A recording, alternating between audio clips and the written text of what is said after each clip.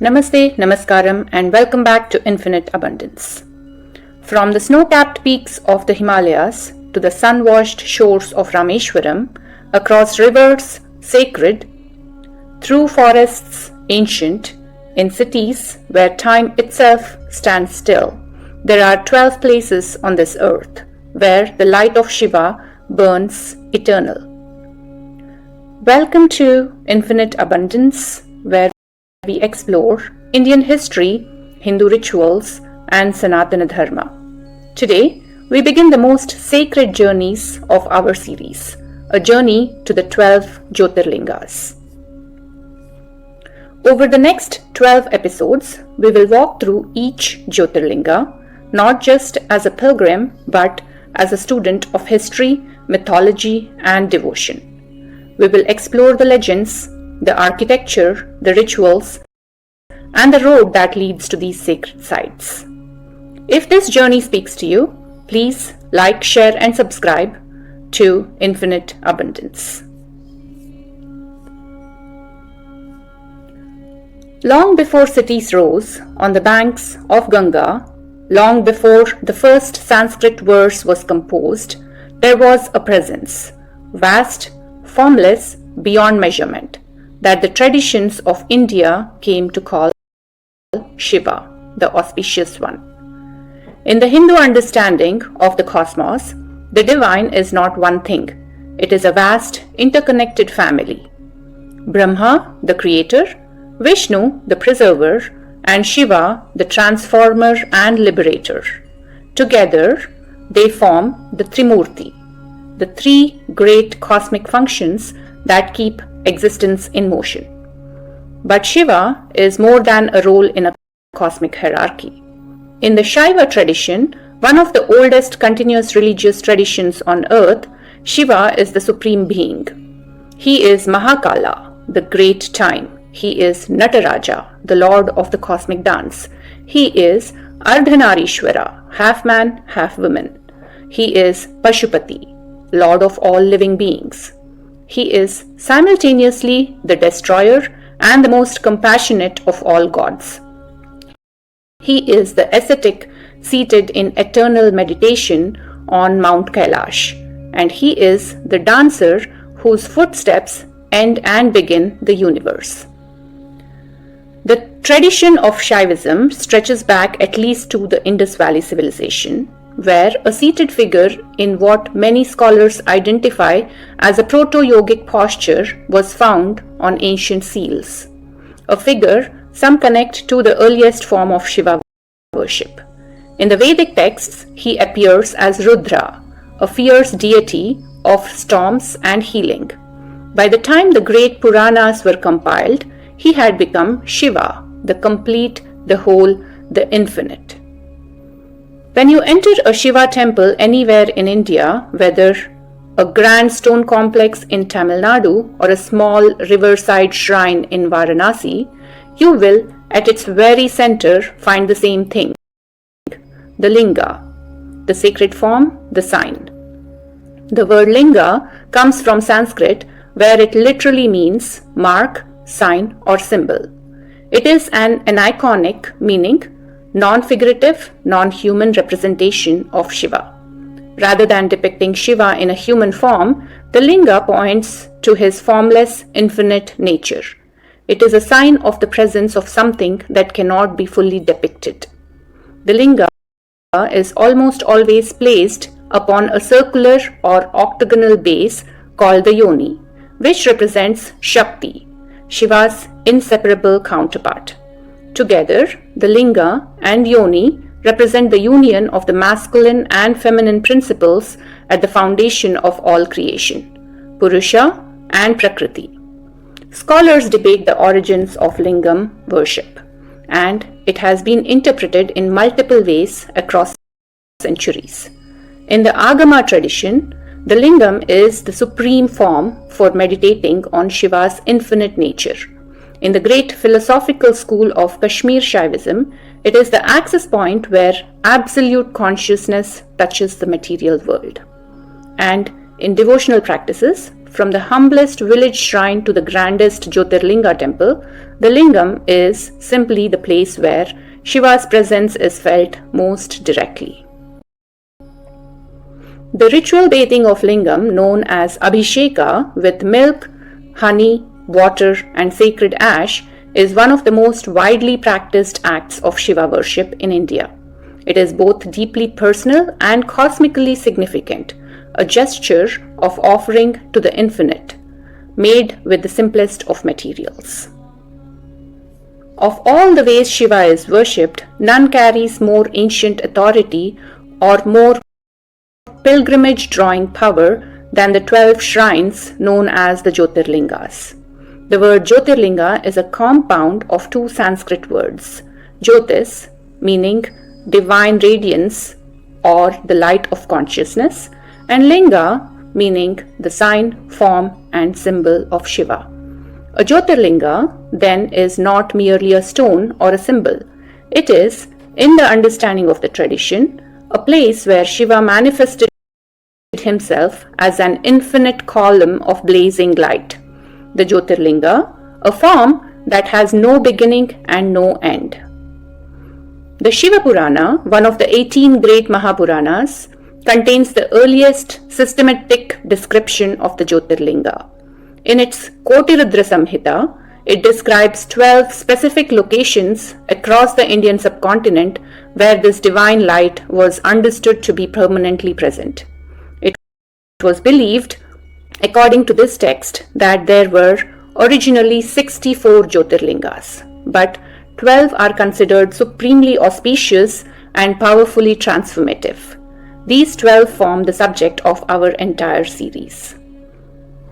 What makes these Jyotirlingas, or the 12 shrines, remarkable is not just their mythology. It is that they are geographically distributed across almost the entire Indian subcontinent. From the northwestern tip of Gujarat to the southernmost shores of Tamil Nadu, from the plains of Uttar Pradesh to the high Himalayas of Uttarakhand, together they form what scholars and pilgrims alike describe as a sacred map of India, a geography of devotion that has shaped pilgrimage routes for over 1,000 years. To understand why these 12 shrines exist, we must go back to a story that the Shiva Purana tells at the very beginning of cosmic time, a story about power, pride, honesty, and the nature of the infinite.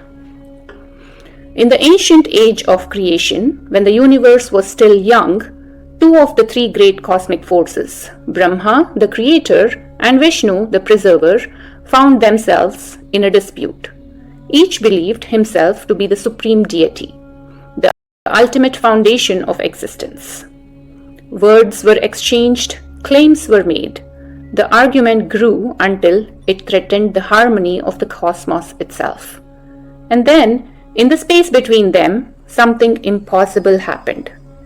A pillar of blazing light erupted from the earth and pierced through all three worlds, the Patala, which is the underworld, Bhuloka, the earth, and Swarga, the heavens. It had no beginning that could be seen and no end that could be reached. It burned with a light brighter than 1,000 suns, yet its heat was not the heat of destruction, it was the heat of consciousness itself. It was Shiva in the Jyotirlinga form. Brahma and Vishnu, humbled and awed, agreed to a test. Each would set off to find one end of this infinite pillar. Vishnu took his Varaha avatar, which is the form of the cosmic boar, and dived downwards into the depths of creation, searching for the bottom of the light. Brahma mounted his Vahana, the divine Hamsa, and flew upwards into the infinite sky, searching for the top. They travelled for ages, through eons, through the dissolution and recreation of worlds, but the pillar had no end. It simply continued, beyond the reach of any created being, because it was itself the source of all creation. Vishnu, after his journey, returned and acknowledged the truth with humility. He had not found the base. He had not been able to reach the end of Shiva's light. Brahma, however, made a different choice. On his journey upward, he had passed a Ketaki flower floating down from the heights. Rather than admit defeat, Brahma persuaded the flower to testify falsely, to confirm that Brahma had indeed reached the summit and found the flower there at the very top of the pillar. But Shiva, who is all-knowing, saw through this deception. He emerged from the pillar in his full, terrifying and glorious form. He was furious at Brahma's falsehood. His judgment was swift and cosmic. Brahma, the creator who had lied, would never be worshipped in a temple of his own. Even today, there is almost no independent temple dedicated to Brahma anywhere in India. A state of affairs that Hindu tradition traces back to this moment. The Ketaki flower was cursed never to be used in Shiva worship. Vishnu, for his honesty, was praised.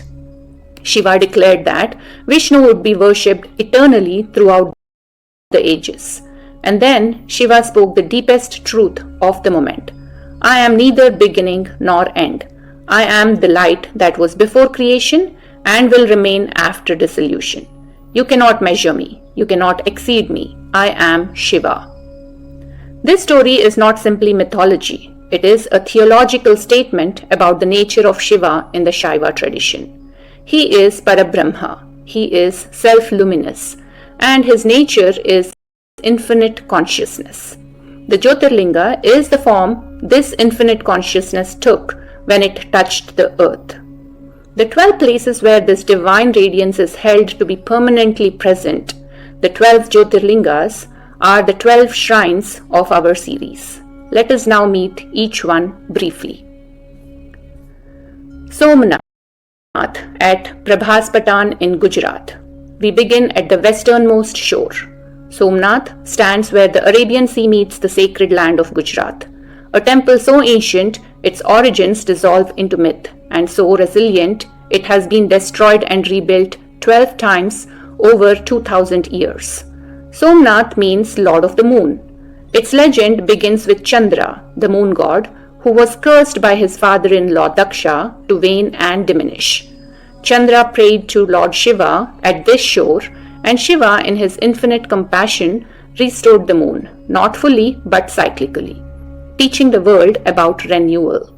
The current temple, rebuilt after its most devastating destruction in 1024 CE, was consecrated in 1951 as a declaration of India's cultural renewal.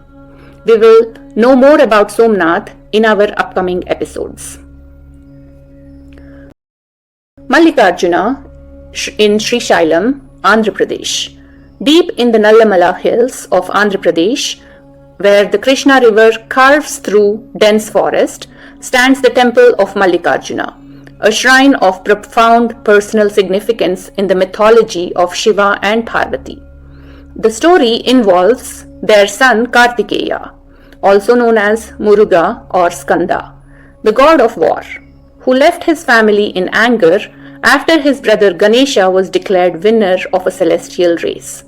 Shiva and Parvati followed him here, and their presence transformed the hills into a place of eternal blessing.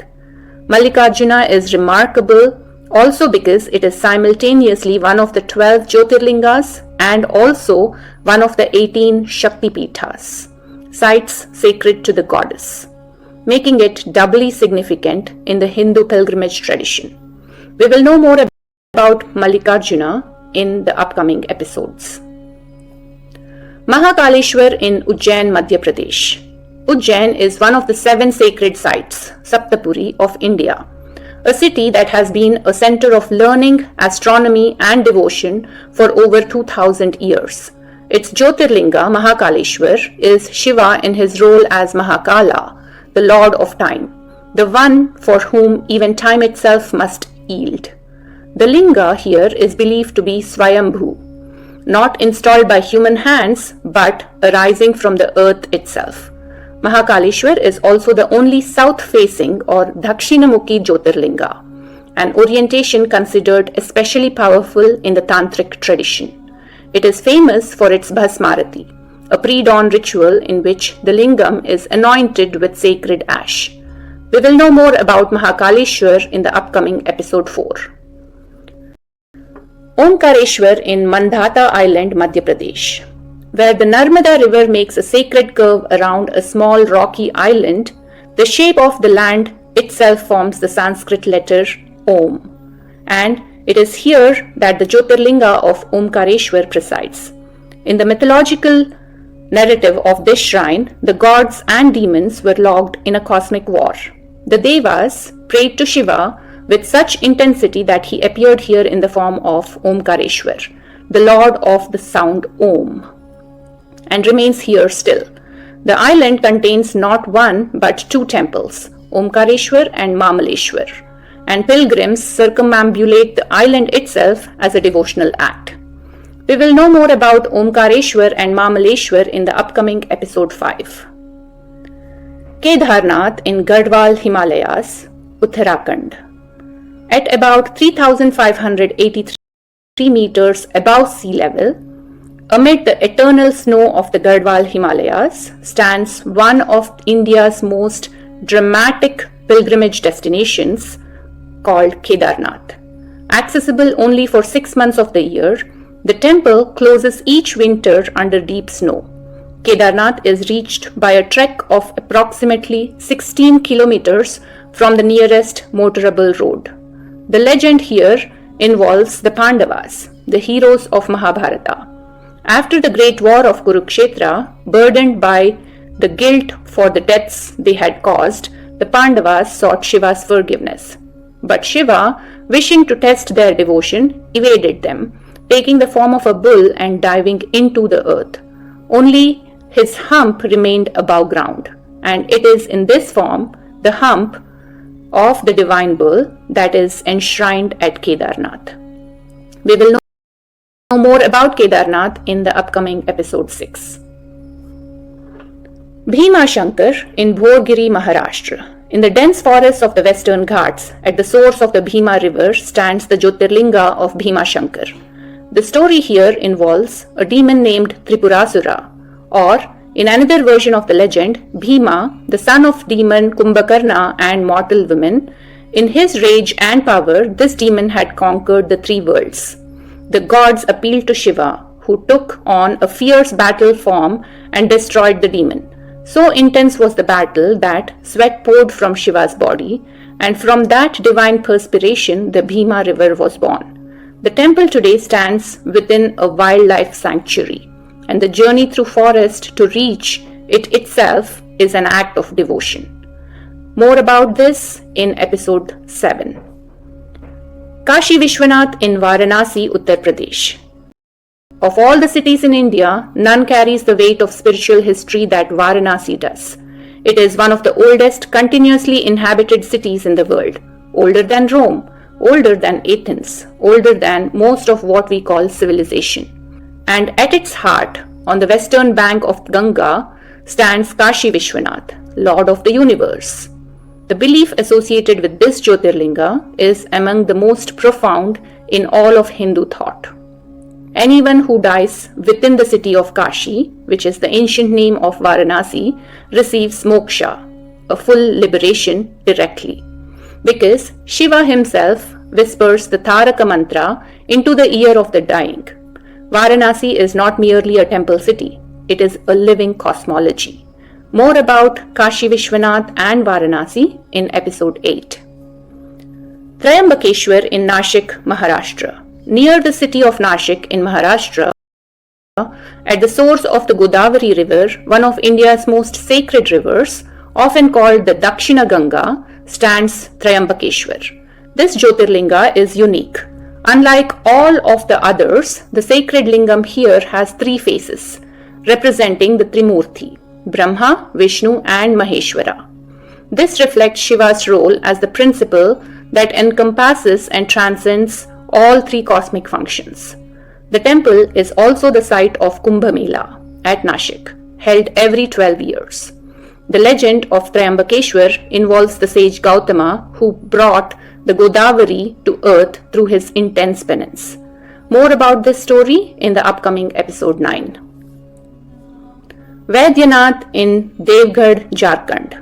The Jyotirlinga of Vaidyanath, located in Devgarh in Jharkhand, a site also known as Baba Dham, is one of the most visited pilgrimage destinations in India, particularly on the occasion of the Shravana month, when millions of Kanvariyas walk hundreds of kilometers to offer Ganga water to the Lingam. The story here involves Ravana, the great king of Lanka from the Ramayana, a devotee of Shiva of extraordinary intensity.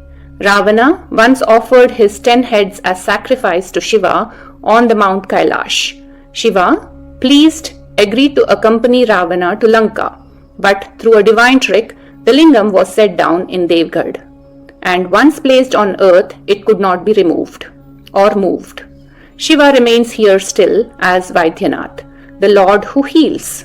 More about this in the upcoming episode 10. Nageshwar near Dwaraka in Gujarat.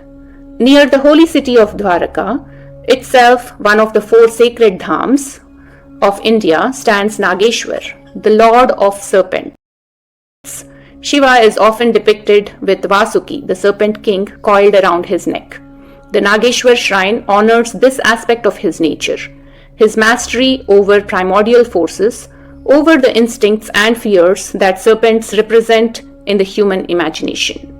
The legend of Nageshwar centers on a devotee named Supriya, who was imprisoned by a demon named Dharuka. Even in captivity, Supriya continued to chant Shiva's name. Shiva appeared, destroyed the demon, and manifested permanently as Nageshwar to protect his devotees from all evil. More about this in the upcoming episode 11. Rameswaram Island in Tamil Nadu. At India's southeastern tip, on an island connected to the mainland by a spectacular causeway, stands Rameswaram, a temple at the intersection of 2 of the greatest devotional traditions in Hinduism, the Shaivism and Vaishnavism. It is here that Rama, the hero of the Ramayana and an avatar of Vishnu, is said to have worshipped Lord Shiva before and after his battle with Ravana. Having killed a Brahmin, although a demon king, Rama needed to perform expiation. He asked Hanuman to bring a Shivalingam from the Himalayas. But when Hanuman was delayed, Sita created a lingam from the sea sand and Rama installed it here. Both lingams are worshipped at the temple today. Rameswaram is also believed to be the point from which the mythological Ramasetu once reached Lanka. More about this in the upcoming episode 12. Grishneshwar in Ellora, Maharashtra. The last of the 12 Jyotirlingas is Grishneshwar, stands near the UNESCO World Heritage Site of the Ellora Caves in Maharashtra, not far from Aurangabad. Its legend is among the most moving of all 12. A devout woman named Kusuma worshipped Lord Shiva every day by making a lingam and immersing it in a lake. Her devotion was so pure that Shiva answered her prayers with miraculous grace. But her husband's first wife, consumed by jealousy, killed Kusuma's son and threw his body into the same sacred lake. When Kusuma discovered this, rather than giving in to grief or anger, she continued her worship with the same serenity. Moved by her unbroken faith, Shiva restored her son to life and declared that he would dwell in this place as Grishneshwar, the Lord who dissolves sorrow. More about this in the upcoming episode 13. The 12 Jyotirlingas are not museum exhibits. They are living, breathing centers of devotion that draws tens of millions of pilgrims every single year. At Kedarnath, people trek through snow and altitude to touch a rock that tradition says is the divine. At Kashi, the cremation fires of the Manikarnika Ghat have not been extinguished in thousands of years. At Somnath, the families of pilgrims travel cross-country to see the shore where the moon god was healed. For the historian, these 12 shrines are windows into the deep layers of Indian civilization. Layers of myth, architecture, trade, conquest, reconstruction, and devotion. For the devotees, they are 12 doorways through which the infinite makes itself available to the finite. For the curious, for anyone who has ever wondered what it means for a civilization to place the sacred at the center of its geography, the Jyotirlingas are among the most extraordinary answers that history has produced. We will visit all of them one by one with care, with curiosity, and with reverence. This is the story of the 12 pillars of light, and it begins at Somnath in our next episode. The Jyotirlingas are more than temples. They are the 12 places where Shiva chose to leave a permanent imprint of his infinite, formless nature upon our finite world. Each shrine carries its own story, its own geography, and its own doorway into something much larger than us. Over the next 12 episodes, we will walk through each one, not just as a pilgrim, but as a student of history, mythology, and devotion.